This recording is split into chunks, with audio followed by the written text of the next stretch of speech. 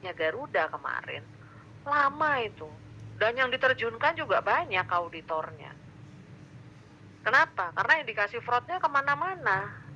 Ada ke bidang, bidangnya banyak yang harus kita cek gitu ya. Ibaratnya kalau tadi ya masuk ke cek lab tadi, ke laboratorium darah tadi, pengetesan darah tadi, ini ada ahli apa, itu kan banyak ya.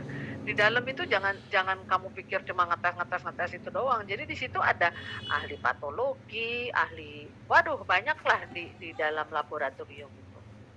Sama di kita juga begitu. Auditor yang diterjunkan sesuai dengan bidangnya. Kenapa? Karena di standar pekerjaan lapangan audit yang pertama kali disebut dasarnya adalah setiap auditor harus memiliki pengetahuan dan keterampilan yang memadai dengan nature of dengan nature perusahaan yang mau diaudit. Kalau perusahaan tambang ya kita harus belajar perusahaan tambang itu nature-nya seperti apa. Kalau perusahaan pesawat terbang harus dipelajari. Fixed asset yang di pesawat terbang berbeda dengan fixed asset rentetan fixed asset yang ada di perusahaan tambang. Itu harus kita pelajari tuh. Nature-nya seperti apa. Ya, jadi akan lama tergantung dari resiko. Sekali lagi, pada waktu kita risk assessment pertama kali, resikonya seperti apa. Bisa dipahami? Tadi siapa yang nanya? Iya Bu, bisa. Ya, oke Pak Tony. Lainnya? Terjawab ya? Lainnya ada yang mau ditanyakan? Baik, kalau belum ada. Iya, silakan.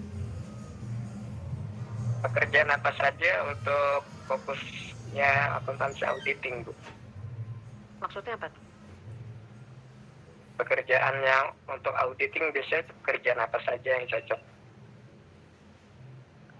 Saya masih belum paham. Apa saja pekerjaan yang cocok untuk jurusan auditing? Pekerjaan yang cocok. Pekerjaannya namanya audit. Auditing itu pekerjaan, Pak. Hanya auditor saja ya? Iya.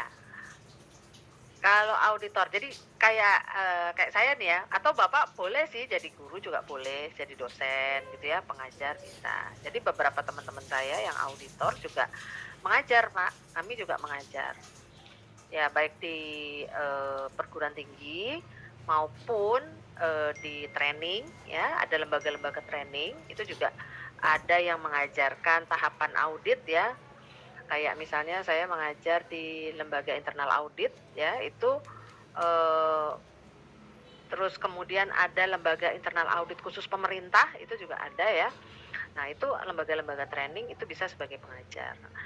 Atau mengajar ini sebagai tim penguji di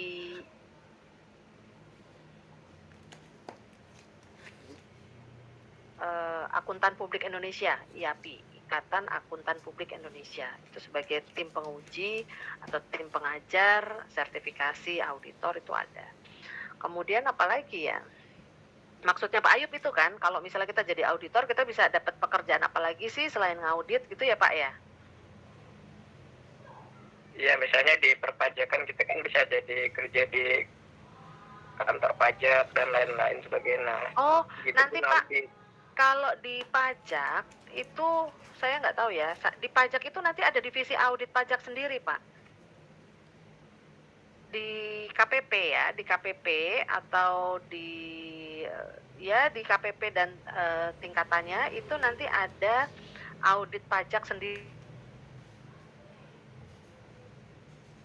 Jadi kalau dulu ya, kalau sekarang saya nggak tahu karena saya sudah tidak aktif di bidang pajak. Dulu tuh ada namanya Karikpa, Pak. Jadi RIK itu pemeriksaan patuh pajak. Komite pemeriksaan pajak. Jadi kalau misalnya nih ya ada objek pajak atau ada WP ya, ada WP yang bandel gitu ya. Nah itu diaudit tuh Pak. Nah itu juga nanti tapi dasarnya dia harus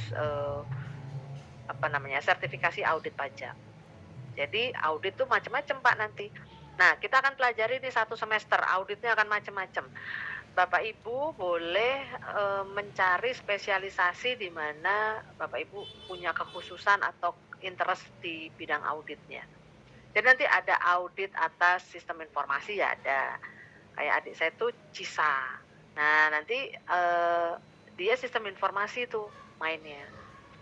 Jadi ngaudit sistem informasi. Ntar ada lagi ngaudit ya ada spesifikasinya. Ya, kalau tadi Bapak bilang di pajak bisa. Tapi selain maksudnya, tapi kan masih porsinya audit. Kalau lewat dari porsi audit misalnya kayak mengajar itu kan bukan mengaudit ya, mengajar. Kata kerjanya kan mengajar, mengaudit. Nah, kata kerja yang lain selain mengajar dan mengaudit apa ya? Saya sih belum menemukan. Karena kalau biasanya kalau kita lagi ngaudit itu harus fokus kan ya. Jadi kita biasanya tidak pegang pekerjaan lain ya selain mungkin mengajar. Kayak saya nih mengajar karena mengajar kan cuma dalam 1 hari 1 sampai 2 jam. Bisa dipahami Pak Ayub? Bisa Bu. Oke, ada lagi?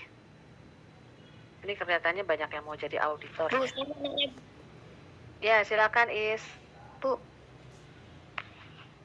kalau audit ISO itu kita termasuk akan mempelajari atau itu emang beda auditnya ya Bu? Oh sama audit ISO. Jadi sekali lagi gini, saya akan liatin yang ini ya.